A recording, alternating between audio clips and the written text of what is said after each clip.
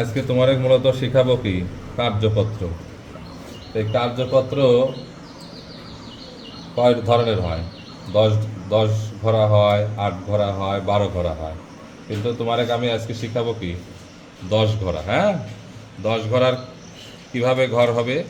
এই যে একটা রেয়া মিলের ঘর করবে, একটা সমন্বয় সমন্বিত রেয়া মিল, আয় বিবরণী ও আর্থিক অবস্থার বিবরণী। রেয়া মিল তোমরা প্রশ্নে যা আছে হুবহু দেখে দেখে তুলে ফেলবে।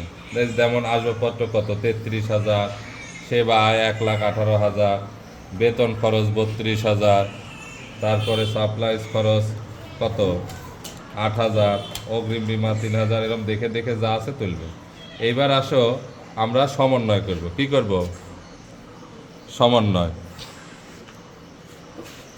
সমন্বয় হচ্ছে, দেখো শুরু করলাম। বেতন বকে আছে 10,000 টাকা। কত টাকা বেতন বকে আছে?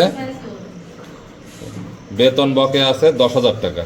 তাহলে এর জাবেদা কি হবে বলো তো? বেতন বকে আছে 10,000 টাকা, জাবেদা কি হবে? বেতন কি আগে থেকে আছে? এই যে আছে। তাহলে বেতনের ঘরে দিবে কত? 10,000 টাকা। আর বকেয়া বেতন উপরে নাই, এরকম লিখে নেবে। কি করবে? বকেয়া বেতন ক্রেডিট দিকে দিবা 10,000 টাকা। হ্যাঁ, তারপরে অগ্রিম বিমা 24,000 টাকা, মেয়াদ উত্তীর্ণ হয়েছে। কি হয়েছে? অগ্রিম বিমা। এটার জাবেদা কি হবে বলো তো? যেহেতু আগে থেকেই তোমার অগ্রিম বিমা আছে, তাহলে এবার কি হবে? বিমা খরচ হিসাব ডেবিট, আর অগ্রিম বিমা হবে ক্রেডিট। তাহলে বিমা খরচ লিখে নাও। কি লিখবে? বিমা খরচ কত টাকা বলো তো? 24,000 টাকা। কত? আর অগ্রিম বিমা ক্রেডিট হবে 24,000। এইবার আসো, ব্যবহৃত সাপ্লাইজের পরিমাণ 5,000 টাকা। কত? এটা কি জাবেদা হবে দিশা বলো তো? যেহেতু আগে থেকে সাপ্লাইজ খরচ না না না, এখানে দেখো বলা আছে ব্যবহৃত সাপ্লাইজের পরিমাণ 5,000 টাকা। উপরে কিন্তু একবার সাপ্লাইজ কত আছে? সাপ্লাইজ কত টাকা আছে? 8,000 টাকা। তাহলে এখন কি হবে? ব্যবহার হয়ে গেছে কত? 5,000। তাহলে জাবেদা কি হবে? ডেবিট, আর সাপ্লাইজ হবে ক্রেডিট। সাপ্লাইজ খরচ, সাপ্লাইজ খরচ হবে কত? 5,000 ডেবিট, আর সাপ্লাইজ হবে ক্রেডিট 5,000 টাকা। এবার আসো, আসবাবপত্রের উপর 10% অবশ্যই ধার্য করা লাগবে। তাহলে কি হবে জাবেদা বলো তো? তুই কও, আসবাবপত্রের উপর 10% অবশ্যই ধরা লাগবে, কি জাবেদা হবে? হ্যাঁ, তাহলে এই 30,000-এর উপর 10% করলে কত হবে? তাই হয়, 30,000-এর উপর 10% করলে তো কত হবে? 3,000 টাকা হওয়ার কথা। 30,000-এর উপর করো। ও 33,000। তোমরা 30,000 বলতেছি কে? 33,000। হ্যাঁ, 33,000-এর উপর করলে ঠিক আছে। তাহলে কি হবে? অবচয় হিসাব, অবচয় খরচ হিসাব ডেবিট কত? 3,300। আর পঞ্জীভূত অবচয় কত হবে?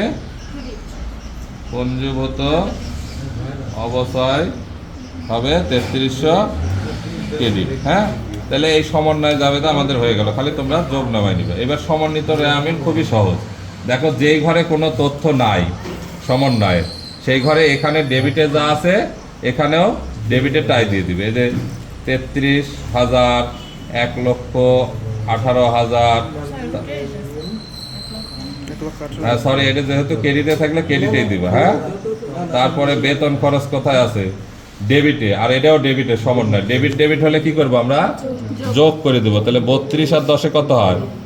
42,000। তারপরে সাপ্লাইজ ডেবিটে আছে 5,000, আর সমন্বয় আছে 8,000, আর সমন্বয় আছে কত? 5,000। তাহলে বিয়োগ হবে, বিয়োগ হয়ে কত টাকা হবে? 3,000। যেহেতু ডেবিটে ছিল বড়, আমরা ডেবিটেই বসাবো।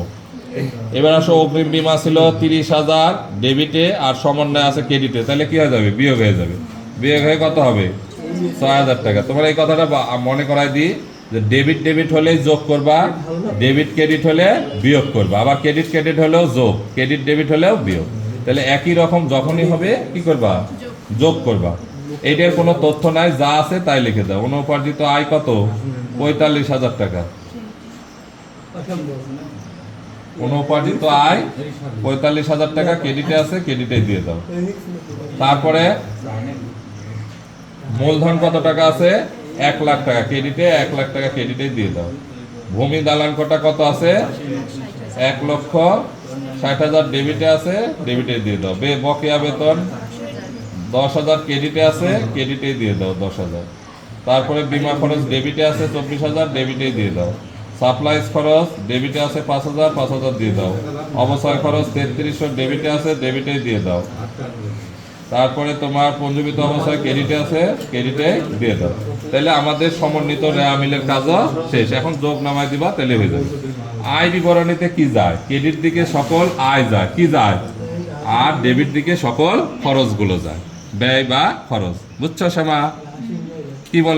কি বললাম বলতো, আয় বিবরণে কি হয়, ক্রেডিট দিকে কি যায়, আয়গুলা যায়, যত আয়গুলা যায়, আর ডেবিট দিকে কি যায়, ব্যয়গুলা যায়। তাহলে আয়ের মধ্যে এই অঙ্কে কি আছে, সেবা আয় আছে 1,18,000। আর খরচ দেখো তো কি কি আছে, যে বেতন খরচ আছে 42,000।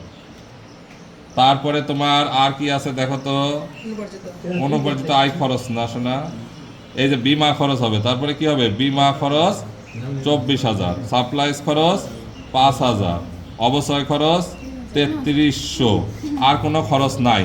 তাহলে আমরা এবার কাজ কি জানো, এবার হলো নিট আয় বের করবো। এই আয়টা আগে নামায় নিবা, কি করবে, 1,18,000 টাকা আয়, আর খরচগুলা যোগ করবে। কি করবে, এই খরচগুলা যোগ করে আয়ের থেকে বাদ দিবে।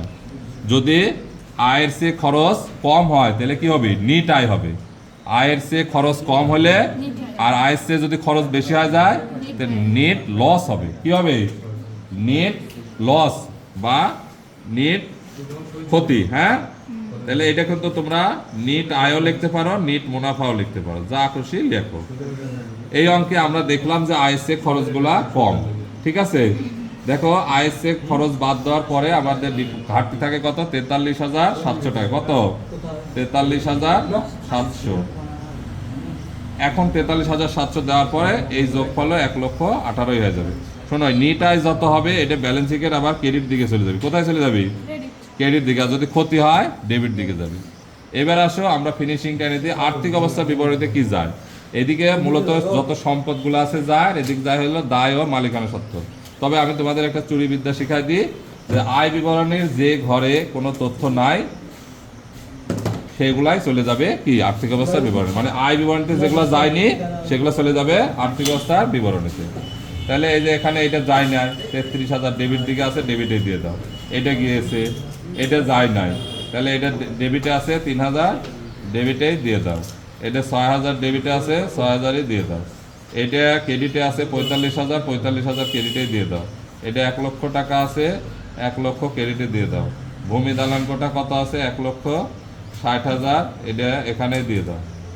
বকেয়া বেতন কত আছে, 10,000 টাকা, ক্রেডিটে দিয়ে দাও। বিমা খরচ তো আমরা গেছে, সাপ্লাইজ খরচ গেছে, খালি পঞ্জীবিত অবস্থায় বাদ আছে 3300 টাকা। এইবার দুই পাশে দেখো যোগ দিলে সমান হয়ে যাবে। এটাই যদি দুই পাশে সমান হয়ে যায় তাহলে তোমার অঙ্কটা হয়ে গেছে, 2,02,000।